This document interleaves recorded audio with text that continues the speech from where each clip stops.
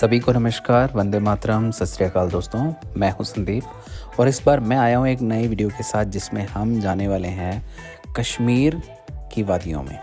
दोस्तों, हमारी जर्नी का पॉइंट होता है जयपुर और हम जयपुर से शुरू करते हैं हमारी यात्रा को कश्मीर के लिए। खैर, ये सफ़र काफ़ी अच्छा और लंबा होने वाला है, तो इस सफ़र की शुरुआत हम करते हैं जयपुर से, जिसमें जयपुर से कश्मीर हम अगर श्रीनगर को पॉइंट माने तो ये डिस्टेंस होती है लगभग 1030 किलोमीटर। इस पूरी डिस्टेंस में से काफ़ी लंबा सफ़र हम ट्रेन से तय कर सकते हैं, जो है जयपुर से लेके जम्मू तक का।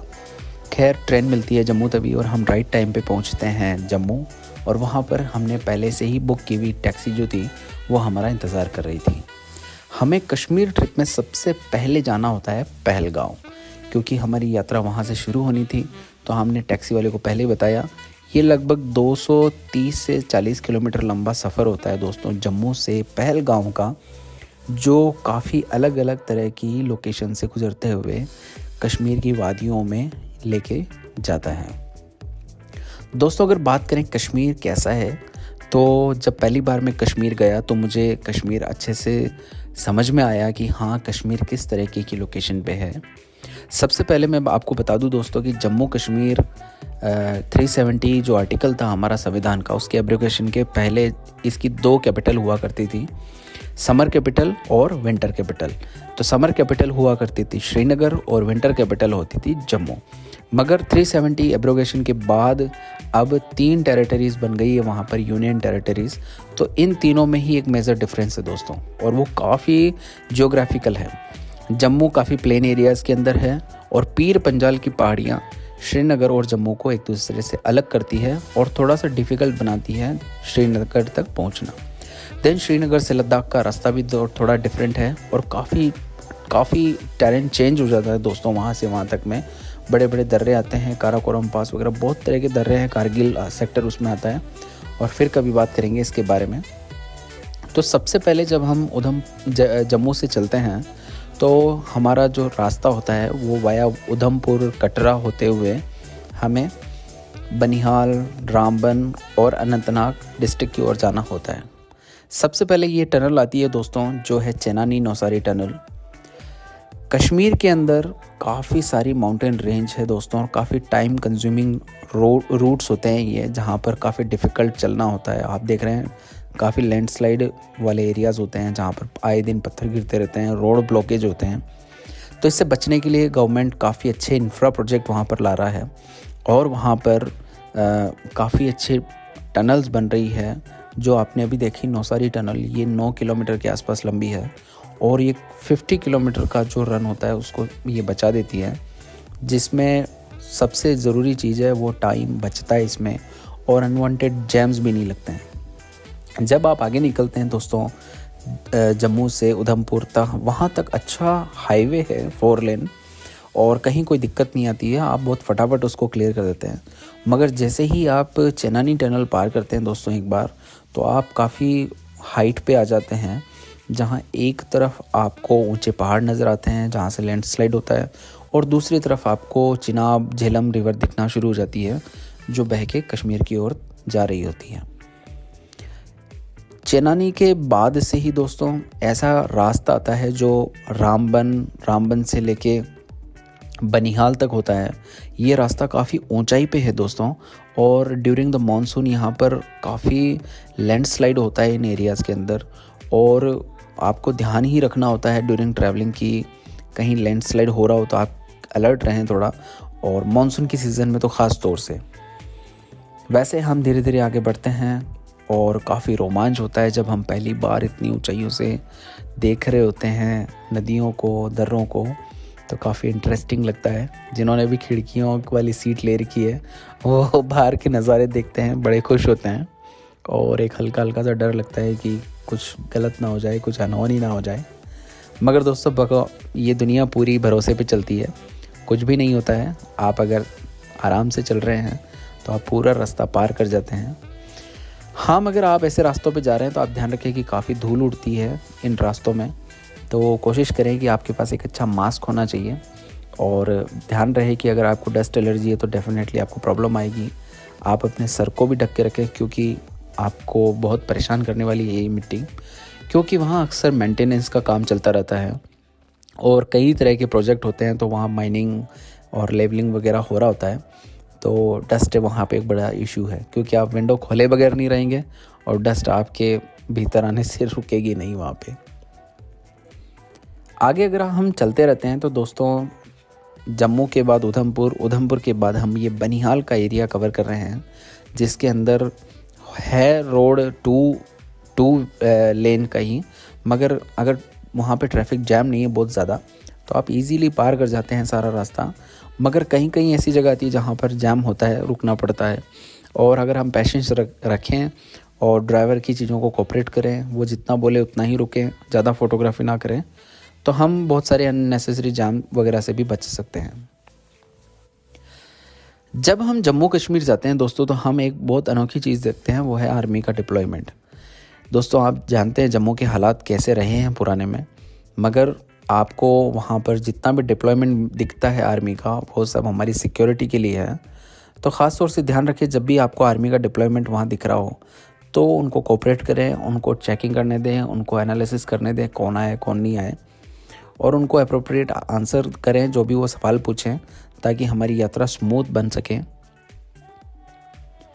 आगे जब हम चलते रहते हैं तो धीरे धीरे कश्मीर की वादियाँ थोड़ा सा दिखना शुरू होती है। अभी ये पीर पंजाल की पहाड़ियाँ हैं दोस्तों, तो काफ़ी लंबा माउंटेन रेंज है, जो धूल भरा सफ़र है इसके अंदर पूरा। तो ये सारा एरिया लगभग 3 से 4 घंटे में कवर होता है। तो अगर आप जम्मू से चले हैं तो आप लगभग 7 से 10 घंटे में श्रीनगर के आसपास पहुंच सकते हैं। ये डिपेंड करता है कि उन दिनों कोई जाम नहीं चल रहा हो, या वेदर का ही कोई अलग से ही नहीं चल रहा हो प्रॉब्लम, लाइक मानसून ज़्यादा प्रॉब्लम करते हैं यहाँ पे। रास्ते में दोस्तों आपको लंबा सफ़र है तो डेफिनेटली कहीं कहीं रुकना पड़ेगा, और आप थोड़े थोड़े ब्रेक लेते रहें, चाय पीते रहें। अगर आप सुबह से चलें तो ब्रेकफास्ट ज़रूर करें, क्योंकि खाली पेट आप बड़ी मुश्किल में पड़ सकते हैं इन पहाड़ों में। हर जगह भी हर चीज़ें अवेलेबल नहीं हैं, तो आप कोशिश करें कोई अच्छा ढाबा मिले, कोई अच्छा रेस्टोरेंट मिले तो आप टाइम से खाना खा लें। इस तरह दोस्तों हम बनिहाल नाम की जगह पर पहुंचते हैं। बनिहाल एक अच्छा टाउन है दोस्तों, जहां पर आप खा पी सकते हैं, अपनी ज़रूरत की कुछ चीज़ें ले सकते हैं, मगर ज़्यादा ब्रेक लिए बगैर आप यहाँ से चलते रहें दोस्तों, क्योंकि सफ़र अभी आगे लंबा था हमारा। हमें पहलगाम पहुँचना था, तो यहाँ से भी आगे एक माउंटेन रेंज है जिसे हमें पार करना था। तो अभी रिसेंटली यहाँ पर एक अच्छी लंबी टनल बनी है, लगभग 10 किलोमीटर लंबी, और ये टनल भी चेनानी की तरह ही 40 से 50 किलोमीटर का जो लंबा जो सर्किट था उसको कंप्लीट कर देती है मिनटों में ही, और फटाफट हम बनिहाल से घुसते हैं और हम काजीगुंड नाम के एक कस्बे में निकलते हैं। ये टनल्स में जब चलते हैं तो लगता है कि हम किसी स्विस कंट्री में आ गए हैं, एल्प्स पहाड़ियों में हम घूम रहे हैं, मगर काफ़ी अच्छा लगता है कि हमारा जो देश है भारत, वो काफ़ी प्रोग्रेस कर रहा है, काफ़ी अच्छे वर्ल्ड क्लास इंफ्रा हमारे यहाँ आ रहे हैं। बस मैं यही प्रार्थना करता हूँ कि और कोई प्रॉब्लम कश्मीर में ना हो, वहाँ के लोग भी मेन स्ट्रीम से जुड़ें और देश की तरक्की में वो कंधे से कंधा मिला के चलें। इस तरह से जब हम बनिहाल टनल पार करते हैं दोस्तों, तो काजीगुंड करके एक कस्बा आता है कश्मीर का। इसे कश्मीर वादी का पहला कस्बा बोल सकते हैं दोस्तों। और जो लोग नहीं जानते कश्मीर के बारे में, उनको मैं बता दूं कि जब हम काजीगुंड में आते हैं दोस्तों, कि कश्मीर की इस एरिया को कश्मीर वैली बोला जाता है। इन एरिया से यहाँ पे प्लेन मैदान है दोस्तों, खेत है, खलियान है, और ये एरिया फेमस है लकड़ी के खिलौने, लकड़ी के जो स्पोर्ट्स गुड्स होते हैं, जैसे बैट बल्ले हुए, टेबल टेनिस के हुए, या लकड़ी से जो भी स्पोर्ट्स में काम आती है चीज़ें, वो सारी चीज़ें यहाँ बनती है, इक्विपमेंट्स यहाँ बनते हैं। राइस यहाँ पैदा होता है दोस्तों, और सबसे बड़ी चीज़ है कि ये पुलवामा भी एरिया इसी में आता है, जहाँ पर सेफ्रन की खेती की जाती है दोस्तों। अगर आप सर्दियों में यहाँ आते हैं तो आप सेफ्रन की खेती भी देख सकते हैं कि उनके खेत कैसे बनाए जाते हैं, इवन उनकी हार्वेस्टिंग भी इसीलिए आप देख सकते हैं रोड साइड पे। जब हम यहाँ से चलते हैं दोस्तों, तो हम अनंतनाग पहुँचते हैं काजीगुंड से। अनंतनाग आने के बाद हमें पहलगाम जाने के लिए श्रीनगर ना जाके राइट लेना होता है, और राइट में हमें पहलगाम के लिए हमें रास्ता मिलता है। पहलगाम के रास्ते में हमें मिलते हैं सेब के बाग, और जब पहली बार सेब के बाग देखे तो डेफिनेटली मन तो मचलना ही था। तो हम पहुंचते हैं सेब बागान में, जहां पर लग रहा था कि लोग हैं और वो जूस वगैरह बना रहे हैं और हम देख सकते हैं, विज़िट कर सकते हैं। तो सारे लोग हम उतर गए और हम सब लोग निहारने लगे उन सेबों को जो महंगे दाम में हमारे सिटीज़ में, जयपुर में मिल रहे होते हैं, जो बाकी रेस्ट ऑफ इंडिया में यहीं से जाते हैं सेब ज़्यादातर कश्मीर के। तो अभी सेब पके नहीं थे, तो कच्चे ही थे, फिर भी हमने कुछ जो पके हुए सेब थे उनका जूस पिया, कुछ खाए भी सही, और सबसे ज़्यादा फ़ोटो सेशन किया ताकि हर किसी के पास अपनी फ़ोटो हो कि हाँ ये हमारी माएँ हैं जो खुश हो रही है सेबों के बाग को देख के कि चलो हमने इस लाइफ में देखा तो सही सेब कहाँ उगता है। यहाँ से निकलने के बाद दोस्तों हम पहुँचे आगे पहलगांव के लिए। धीरे धीरे हमें पहलगांव की लिद्दर जो नदी है वो दिखना शुरू होती है। ये नदी अपने आप में जोश भर देती है। इतना लंबा सफ़र जो होता है उसकी थकान अचानक से उतर जाती है, क्योंकि जब नदी को देखते हैं दोस्तों तो बड़ा अच्छा लगता है कि गरजती हुई सी तेज़ आवाज़ आती है। ऐसा लगता है कि बस झट से कूद पड़ो इस नदी में और नहा लो। खैर हम पहुँचते पहुँचते शाम हो जाती है हमें पहलगांव, और अच्छी बात है कि हम ऐसे टाइम पे पहुँचते हैं कि हम सही टाइम पे चेक इन करते हैं। जैसे पहलगांव आता है सबके चेहरे खिलखिला उठते हैं, सब जोश से भर जाते हैं कि हमारी यात्रा अच्छी रही, हम बिल्कुल अच्छे से पहलगांव आ गए बिना किसी दिक्कत के, कोई भी अनहोनी नहीं हुई हमारे साथ, और वैसे होना भी नहीं था। हम पहलगांव जैसे पहुंचते हैं तो हमारा वेलकम होता है नदी से।